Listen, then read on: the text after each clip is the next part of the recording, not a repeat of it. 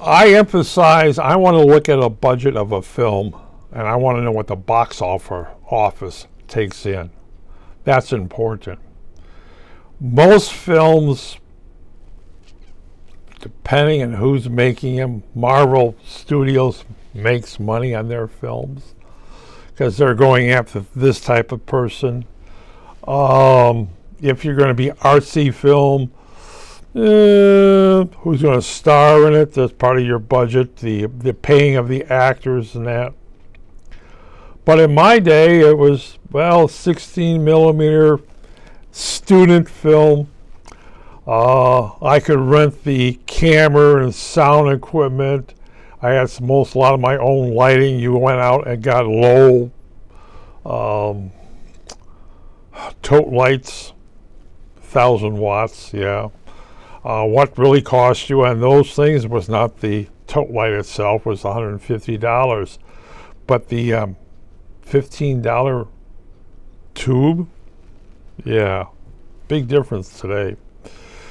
And of course, the raw film, if you bought it down in Chicago, it was $100 a roll and 15 cents per foot processing, unless you happen to know somebody. Yeah, if you knew somebody, that's the thing. If you were business, which about every student became a business, every producer, every director, and things like that. That means you can go to Oak Brook for Eastman Kodak and get it at a lot cheaper price, wholesale price. So you had to buy, instead of one roll of film, you bought a dozen rolls of film. And I had a freezer full of 16 millimeter film. Oh yeah, better know it. Yes, that cost me a few months' salary to do that, but you did it anyway, just to save money, because then you got your cameras rented at student rates. And you got the stuff processed at student rates. There's a big difference.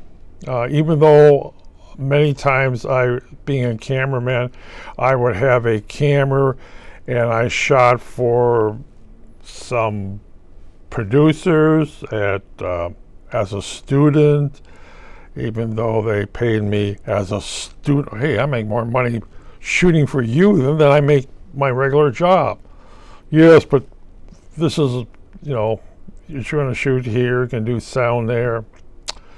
And then Kathy Sherbert, would be bringing over to Kathy Sherbert, and she would do editing at student rates. But she knew that, I'm going to do 3 or 4 films a year, and she's going to cut the stuff down, get her credit, and if there's money on these student films, yeah, she knows she's going to get money out of it somewhere along the line. But as a student, you got away with murder, and I did. I shot a lot of professional stuff as a student.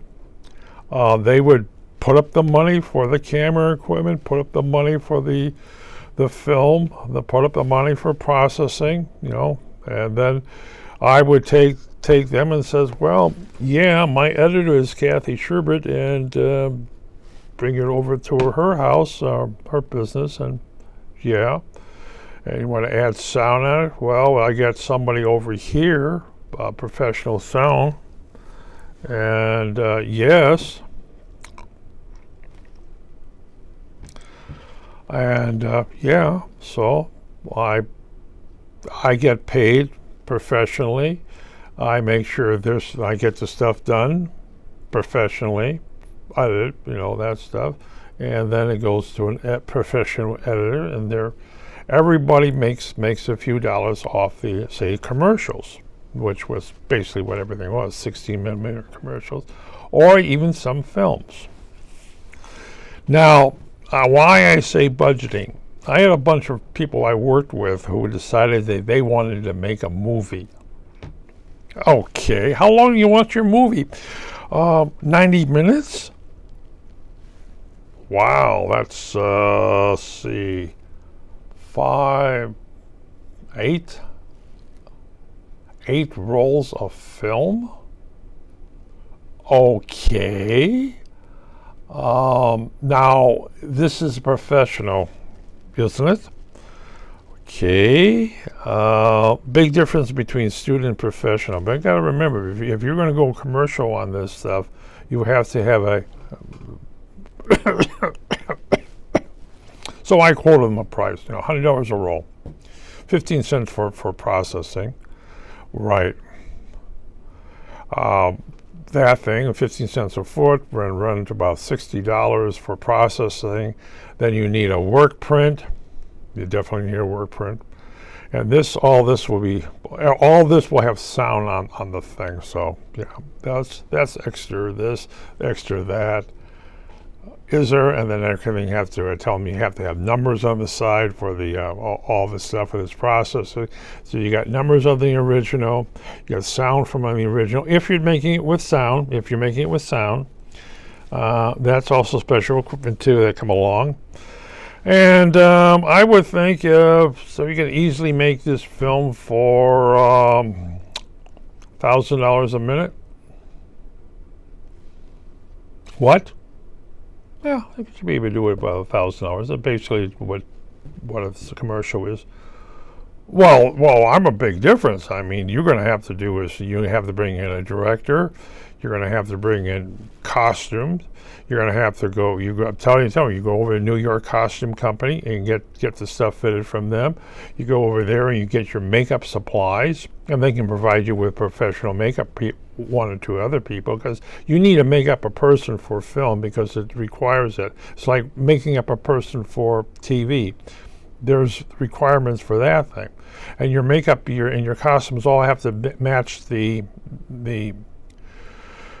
film. And the lighting.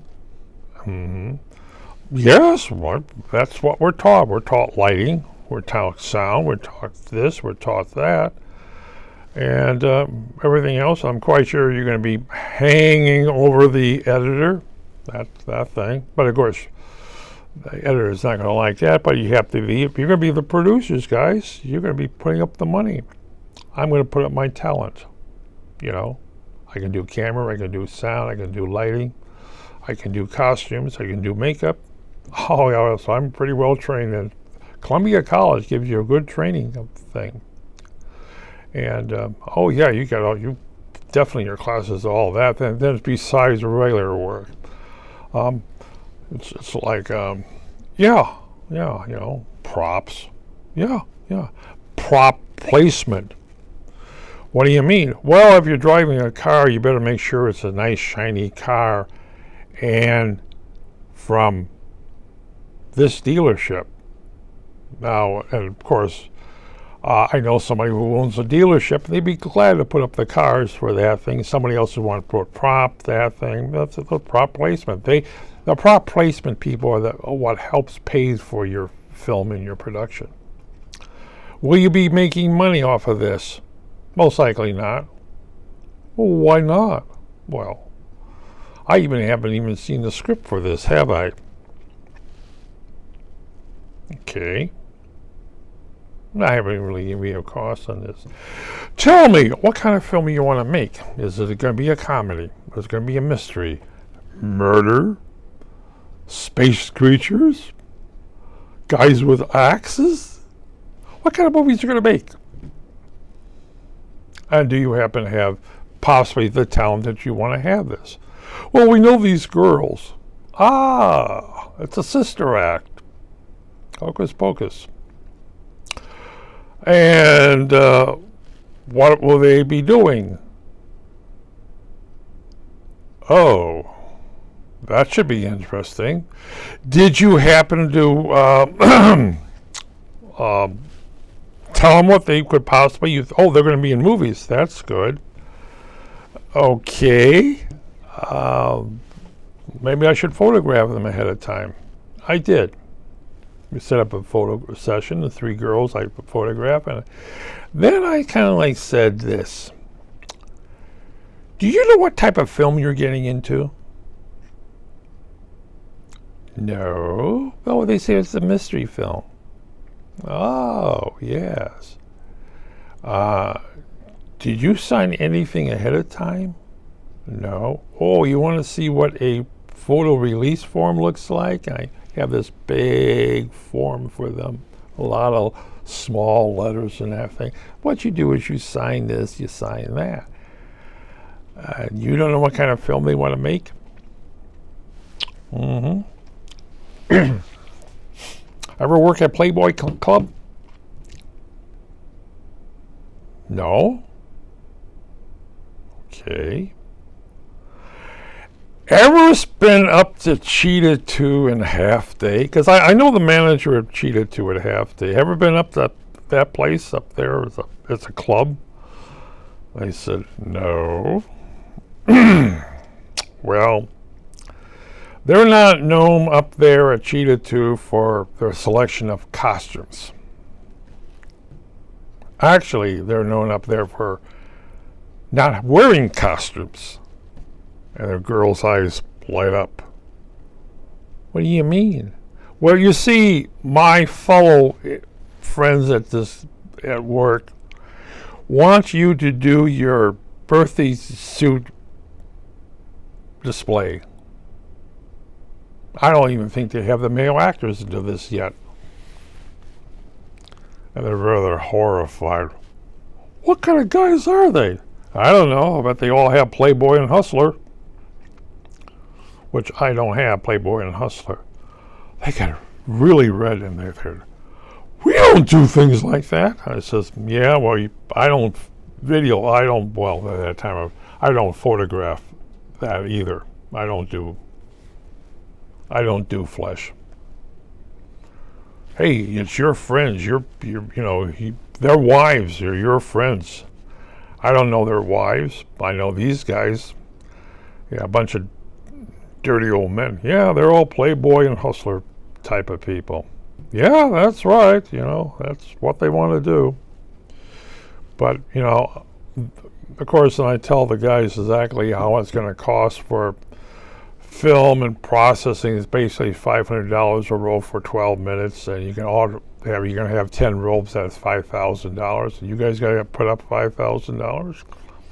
Huh? No, they're not going to do that. But they said, oh, gee, we wanted to do movies like that. Well, then why don't you let me talk to somebody else who in Chicago does movies like that. They have an operation going in Chicago. They're called the Mitchell Brothers. They do their movies in Chicago. They have a house where they do all their movies and that. And I'm quite sure they're willing to have investors. Maybe I should not say willing, but they're quite happy. And they get the girls up there doing their things in front of a camera with guys, that thing. I know a couple of the cameramen and soundmen like that. And I'm quite sure as a investor to that business, they may look out for outside investors. Right. If your wives don't kill you first. So did I get them a contract? Well, I called the Mitchell Brothers up there and I talked to one of the guys there, producers. Says, hey, I got some guys willing to put money into your stuff, your operation. Yeah, the old saying, I guess. Yeah, that thing. The other type one was Herschel Lewis in Chicago, and he had a string of theaters in the South, and he did B&Bs. And I told the guys, well, B&B is tight butts for men and big breasts for women. And they're all Doorstay, Rock Hudson movies. He doesn't do sex. He does tongue in the cheek, movies. That's it. His stuff is all, they're not X-rated. He does not do flesh. He has standards. Now, Mitchell Brothers does flesh, so that thing. But, I had them in contact, and they found that they better stick with Playboy and Hustler because they can't afford the business. And that's budgeting. But that was a long time ago, thinking.